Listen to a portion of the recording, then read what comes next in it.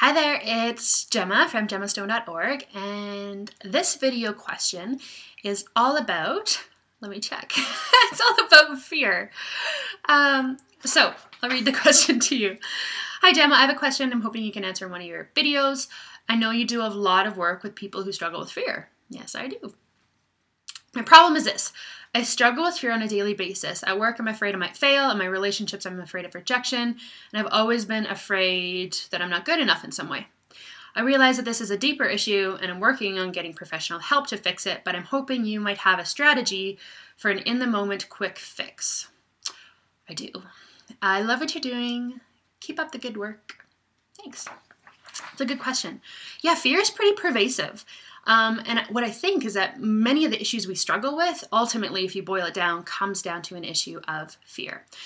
So in the moment, a quick fix would be gratitude.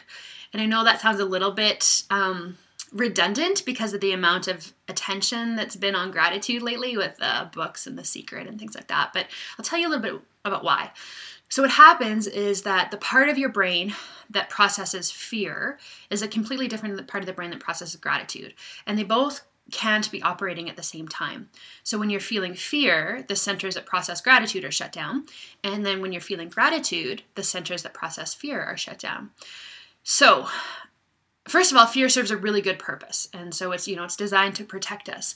But the problem is that nowadays, rather than protecting us from what we need protection from, like predators, it protects us from these made up fears that we have in our mind, like fear of not being good enough or fear of rejection or intimacy or commitment or failure or whatever it is. And these, I call them messy fears.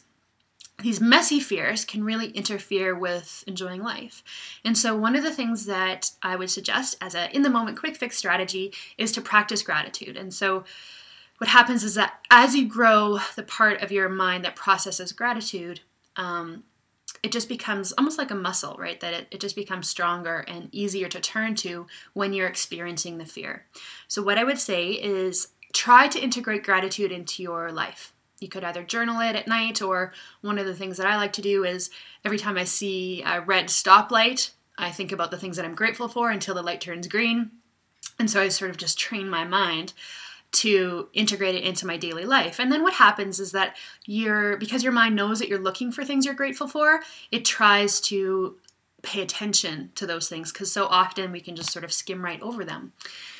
So as you begin to notice the things that you're grateful for, those things become stronger. And then when you're right in the middle of a fear of not being good enough, for example, you can consciously turn to the things that you're grateful for and start to shut down the fear centers.